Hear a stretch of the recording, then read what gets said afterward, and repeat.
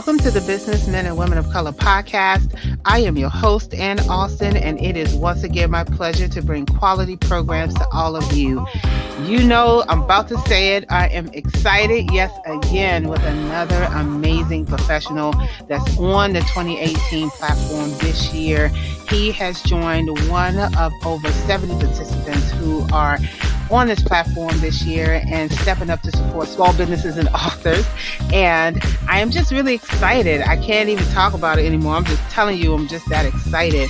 If you did not get a chance to catch your option or your opportunity to be on this platform in 2018, make sure you check with me at the end of the year when the call of speakers come out for the 2019 BMWOC podcast. And we also want to make sure that you understand that the BMWOC podcast is to not only share our industry information, but we are encouraging you, the professionals, the college students, anyone who is looking to know more about the different types of professions that are out here and what has changed over the last few years in terms of our professions. So make sure that you visit and listen to the podcasts that are on this platform. And you can only do that by visiting every single page we have posted and taking the time to set aside 35 minutes to listen to a podcast. No interruptions, no commercials. You're getting the information right firsthand from these folks who are the experts in what they do. And so this is an extremely unique opportunity for you to be able to get your information for your business or your career.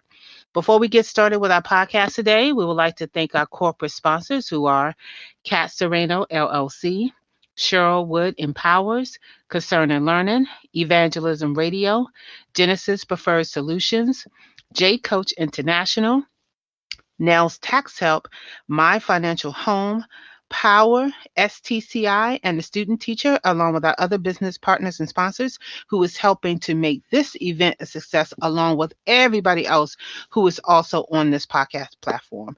So today I'm really excited because we have another amazing professional all the way who was born and raised in Greenville, South Carolina.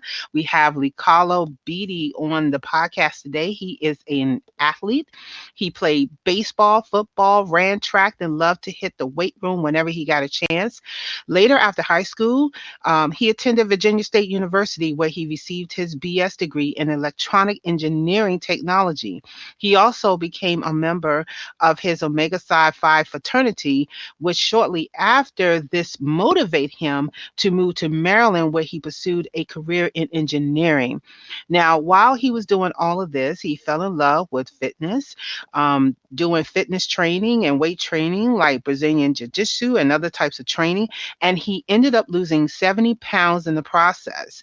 And because he was so inspired by that, he became a certified personal and group fitness training instructor, where he teaches women-only self-defense classes in the DC, Maryland, and Virginia, Philadelphia, and Delaware areas. So I want you to continue reading his bio, and we're going to get right into this podcast. Hey, what's happening, LeCarlo? What's going on, man? Hey, what's going on? I'm happy to be here. Awesome. I need some defense training because I'm gonna tell Hey, you, we can. I have never taken defense training, and I'm very excited to have somebody of your caliber on here that's going to talk about that.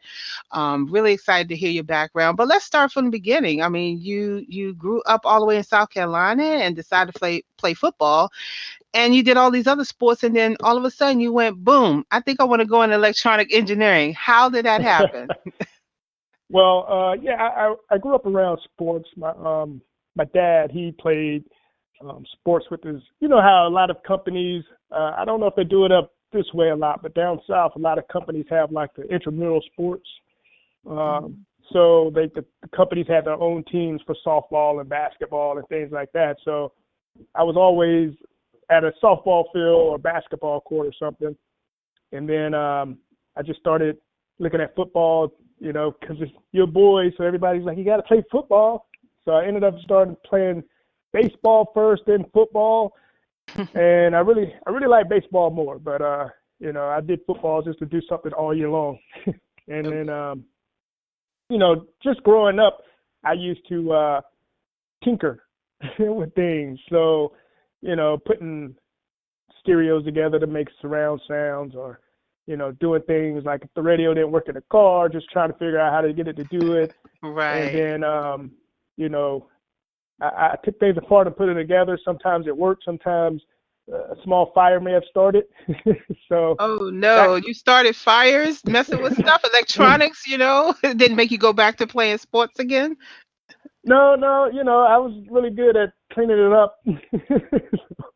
But, pop some circuit breakers at the house. So, Oh no.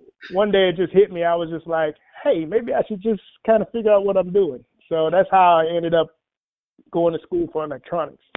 Okay. And so once you got into the class and everything, was it hard for you or everything just became very clear and easy for you during that time? Well, to be honest, it was a mixture of both. What I found out is I'm really kind of a hands-on technical person. So like the classes themselves were a little difficult, but the good thing that I had when I was at Virginia State was almost all of our major classes had a lab. So in the labs, I was getting A's. And, so it was the same, a lot of times it was the same professor teaching the lab as the class. So they knew I knew what I was doing. It was just, I had to do it to show them. Like I couldn't, the theory kind of thing didn't ever work for me. It was like, this is how to do it. Right. And, so I know that I'm a technical person. So being able to do something with my hands and that kind of thing is really where, I guess where my strengths lay, Mm-hmm. Okay.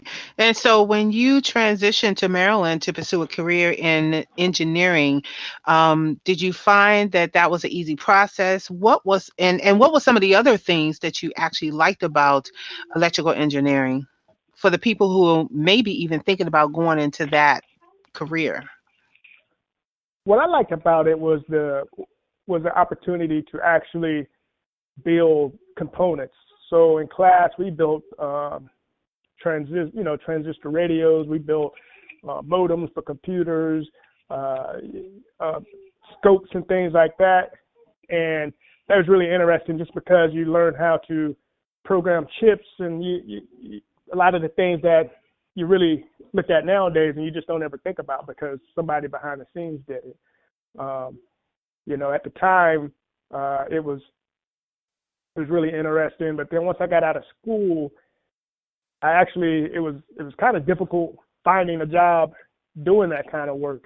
And from electronics engineering, I went into software engineering and systems and things like that.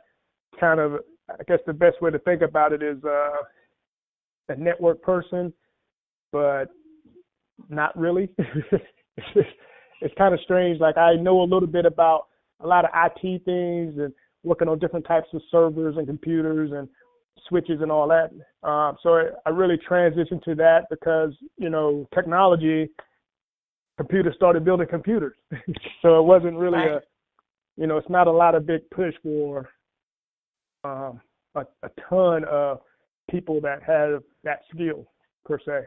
Okay. And would it be fair to say, is it because just a lack of opportunities for minorities to be in this space or just a lack of opportunities, period? Because I know that there's a lot of mobile apps and software development going on and everybody needs an electronic engineer somewhere in the mix of that. But do you find that it's because it was just a lack of opportunity for the minority community or just a lack of opportunities for the jobs being available, period?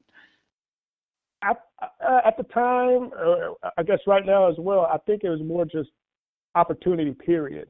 I think when I was interviewing for those particular type of positions, I was typically going to like one area. It wasn't like you said, apps and all that. You can go to Baltimore, DC. It's companies all over the place that's doing something with computer programming or web design or application design or whatever. But then when you're like, when you want a particular component built, you almost have to actually search for a company that actually does it. Yeah, I feel you. Do you think that times has changed now since you got out of school? Do you think there are more organizations that are offering these type of positions these days? Uh, I would have to say I'm not really sure. There are companies that do offer those positions, but I almost want to feel like, how back in the day, I guess maybe it's still the same way, like a librarian gets a position and she's there Mhm. forever. Mhm. it almost it almost feels like it's that kind of thing where Mhm. there may be companies that do it, but they're almost really never hiring for those positions because people are in them, and Okay. you know, Yeah, that sounds like something we might have to figure out because I don't even have the answer to that question either. And now that we're talking about it, it makes me want to go out there and find out, to do some research to find out where the state of electrical engineering falls these days, particularly when it comes to technology. yeah, I know that we do not represent a huge presence in electrical engineering, and so I really want to encourage people to really do their research in, if they find that this is an area that interests them, to please like get into that. So at some point or another, when you finish tinkering with your electronics, you decided that you were going to go back to weight training, doing some jujitsu, and you lost some weight, and then you decided, hey, I think I'm gonna become a personal fitness. How did that happen? Here we got another mystery right here. yeah. So let's see. I never stopped working out. I worked out, started working out in middle school, so I've always kind of lifted weights and that kind of thing. But I didn't have, I guess, the understanding of like really health and fitness. I just knew I needed to go to the gym and pick stuff up and put it down. And I was under the mind state of, if I go to the gym, I can eat whatever I want. And I got up to about 265, 270, and really didn't notice it and didn't feel like I was out of shape because, again, I was going to the gym 3, 4 times a week. Um, and I was playing softball for my company, and I hurt myself, and I went to the doctor, and they put you on the scale before they check you in and all that. And I guess the nurse, she says, stand on the scale. She's like, okay, 265. I was like, what? What are you talking about? She's like, it's 265. I was like, really? And she was like, oh no, but you look fine. It's a lot, but you hold it well. I can tell you, work out and all. But like the second she said that, I just felt horrible. Oh my I goodness. I graduated high school. I was only 175. Okay. 185, something like that. And I was like, oh man, this is nuts. But like after that day, I felt, out of shape and unhealthy. And I mean, I immediately just started thinking about things. I was like, it's probably all them Whoppers with cheese I be eating. And I mean, I haven't had Burger King in so long, but like that was my thing. If I went to Burger King, it was a Whopper with cheese,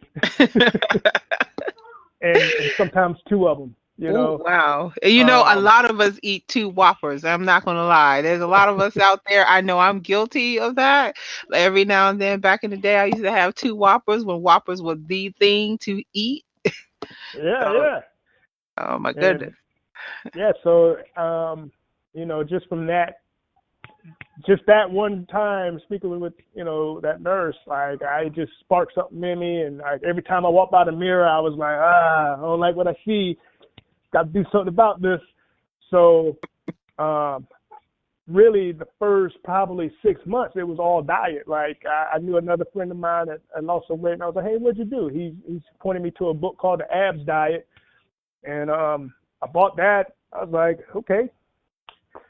I stopped eating pork because I knew, it's bad for you. A lot of people go, oh, you should, it's okay. You don't have to stop eating it. But a lot of it is because of the pork we eat is high sodium and all that kind of stuff. So I was just like, I'm going to give it up.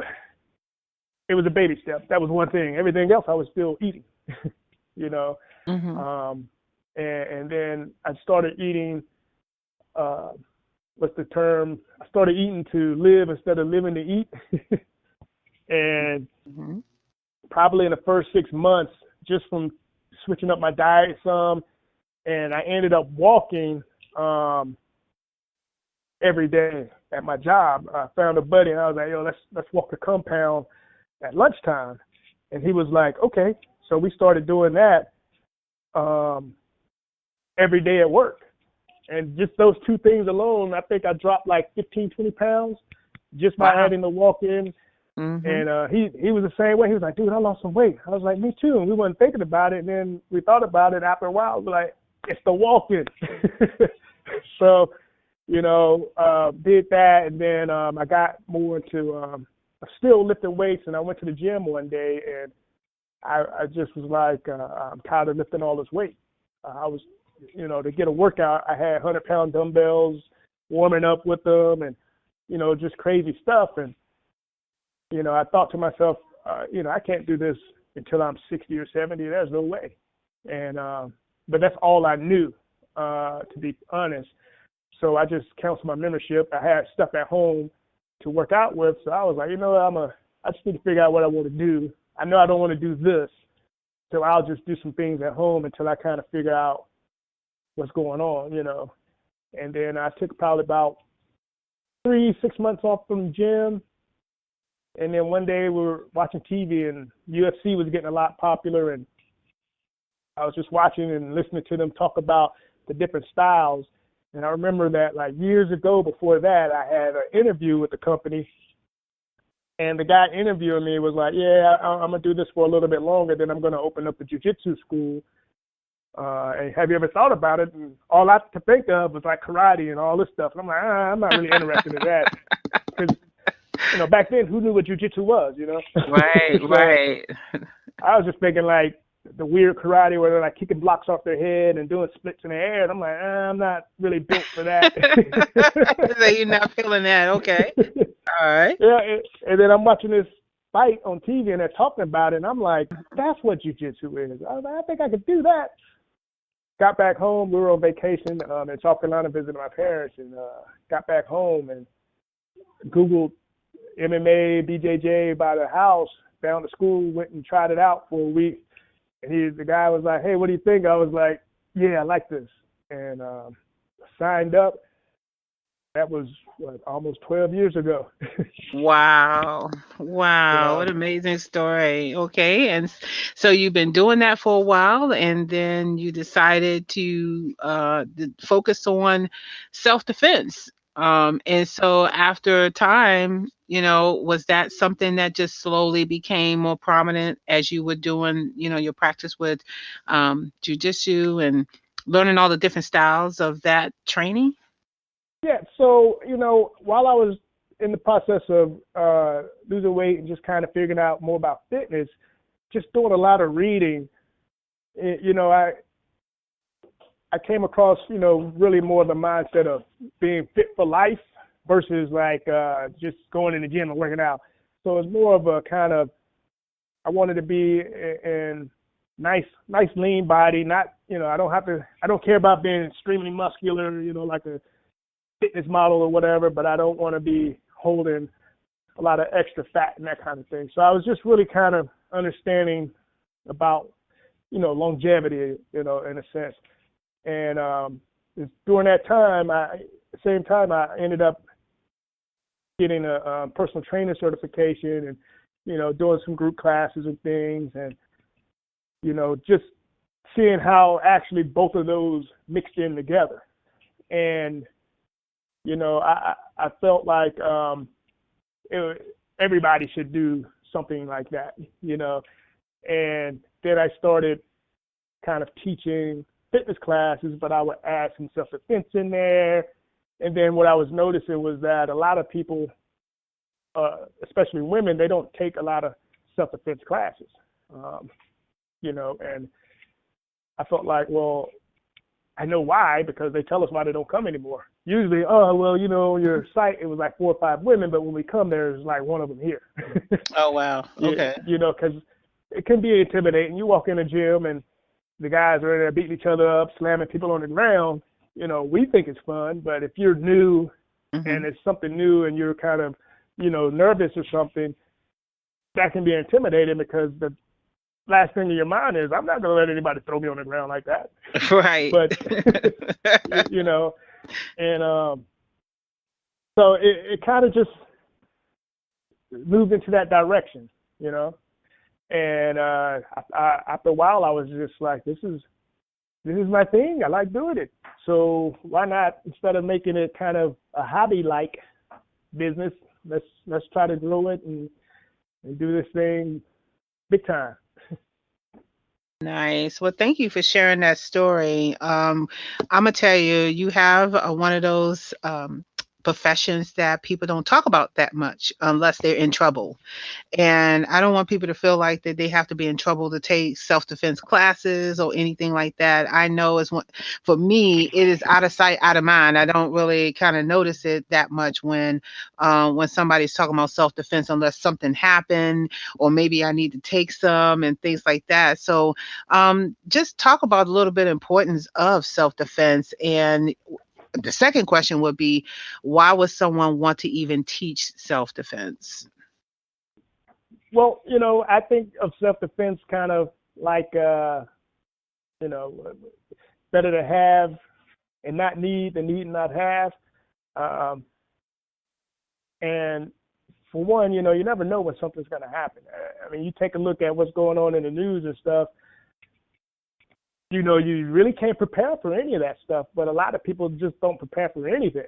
I don't expect anybody to come up and try to punch me or something, but I train all the time, so I feel prepared enough to know that I will react a certain way if it did happen, and I think it's just also one of those peace of mind things, because a lot of people, like you said, don't really think about it, but how many of them go somewhere and they're nervous or scared because of the environment that they're in? I've talked to people before and they're, I'll never go to Baltimore because of blah, blah, blah, blah, blah. And I'm like, you can go to Baltimore, it's fine. Nothing's going to happen, But they're scared because something may happen. But taking self-defense isn't something that they ever think about doing, and it helps to, build confidence and kind of give you peace of mind because, if somebody comes up to me, I feel confident in knowing that I can handle myself.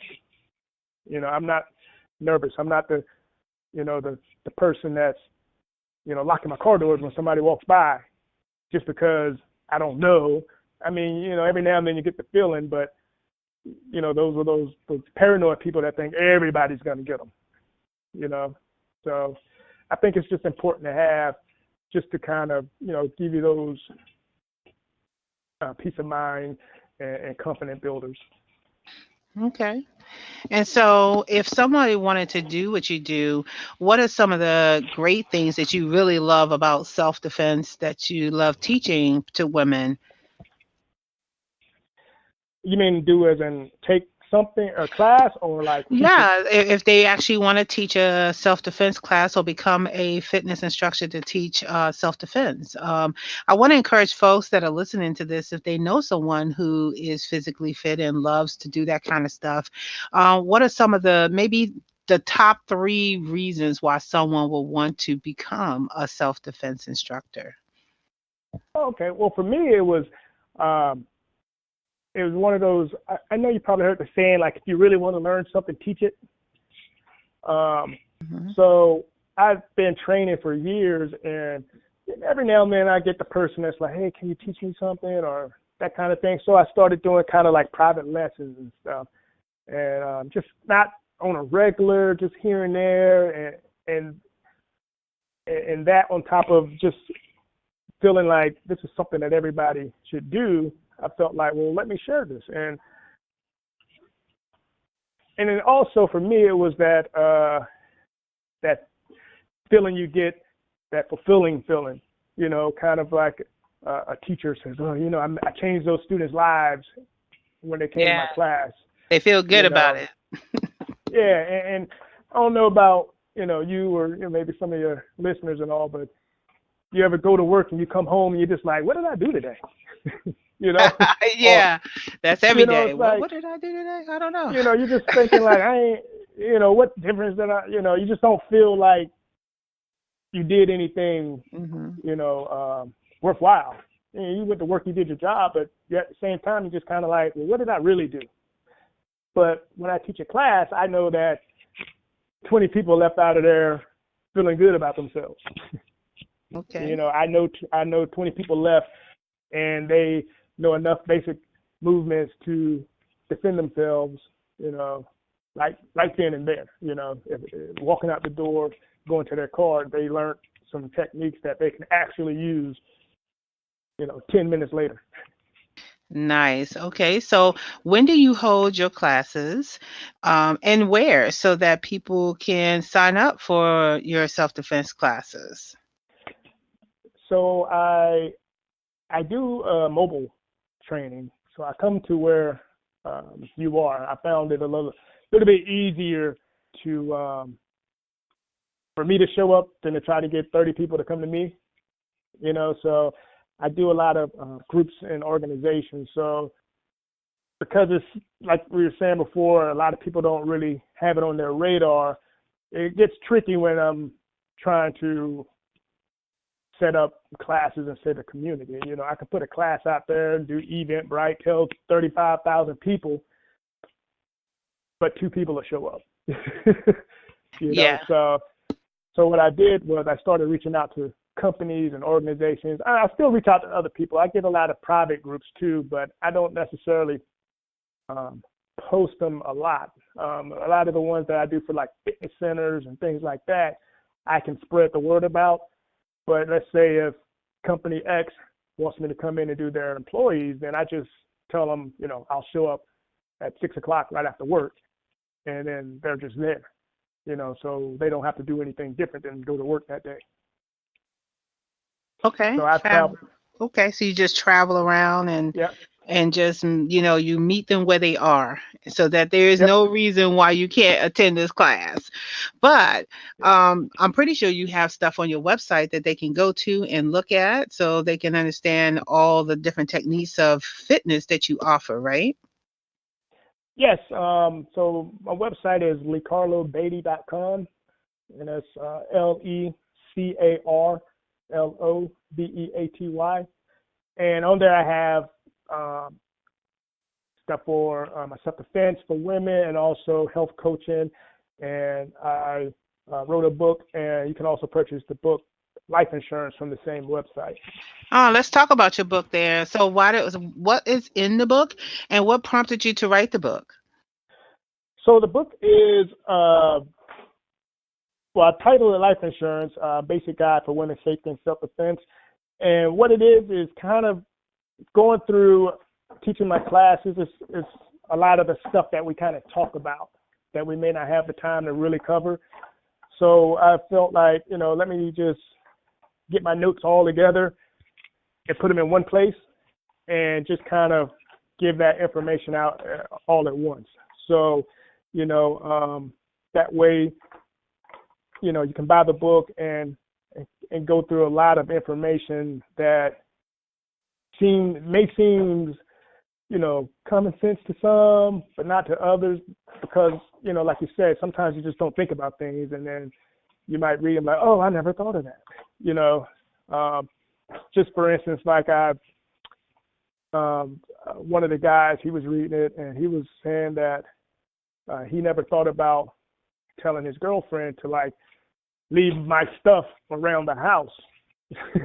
So even though he's not there, he gives the appearance that he's there. So, a utility worker or something comes by, they don't know if the guy's there or not, because they see his boots here, his coat there, video, you might not have the video game, but you just leave the controllers on the counter somewhere, and Mm-hmm. so if there is somebody with some alternative motives, they don't know if a man lives there or not. They see all his stuff, so they may think, well, I may not come back here because I don't know if I do, if he'll be home or when he's coming home. Right. And those are You good know. tips to have in case, especially if you're living by yourself and you come home and it's dark and it's nighttime and all that kind of stuff. A lot of times you definitely have to make sure that you protect yourself by, even if it means just making it seem like somebody's in the room when they're not. You just have to do those type of things. And it's great that you put all that in your book. And so people can purchase that from your website or from Amazon. Yep, they can also get it from Amazon. Life Okay. insurance. Okay, Yep. fabulous. And so, did you want to, with the end of your interview right now, leave someone with some really good tips in terms of maybe wanting to pursue electrical engineering or maybe just doing what you do? Any of the stuff that you shared so far, maybe you can leave them with maybe one or two final tips?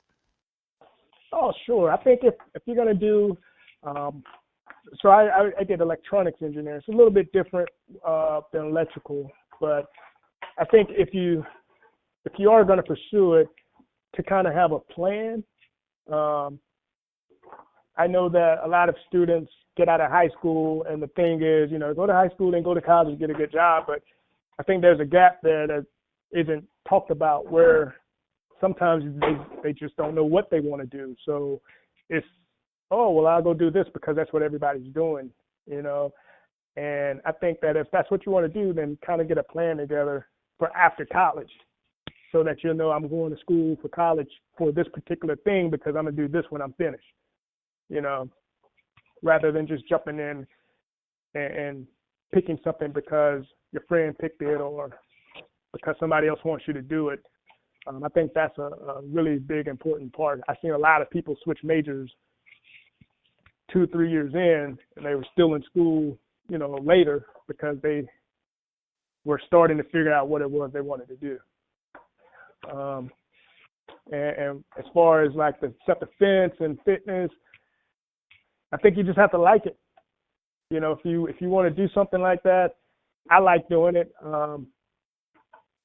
If I wasn't doing it for a business, I would still do it because I work out every day almost. I train one night a week with my team, and I teach guys 2 mornings a month or 2 mornings in a week. We wake up at 5 a.m. and train, or 4 a.m. to go train at 5 a.m. So even if I wasn't teaching the self-defense classes or having help coaching clients and that kind of thing, I still would be doing exactly what I'm doing.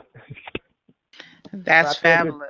Yes, that's Yeah. fabulous. I'm gonna tell you, thank you so much for sharing all of that information that you have displayed today on the different professions that you have done and that you're now doing now to make sure that people are safe. And I really want to encourage you to keep doing that.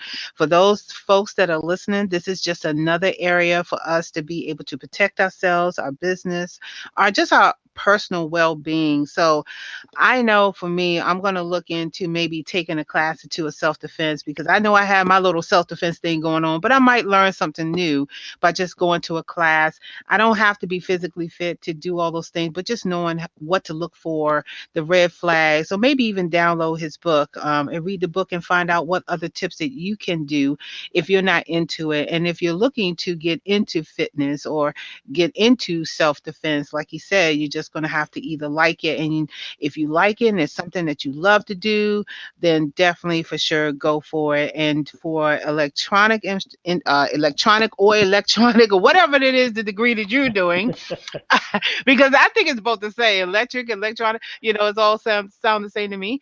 I just think that you're right on point. Whatever degree that you are looking for, make sure you do the research so that you know that after college you have a set plan on what you want to do. And so I want to thank you, LeCarlo, for being on the podcast today and sharing everything that you have shared with us today. I really appreciate your time. Oh, thank you for having me. I'm glad to be on.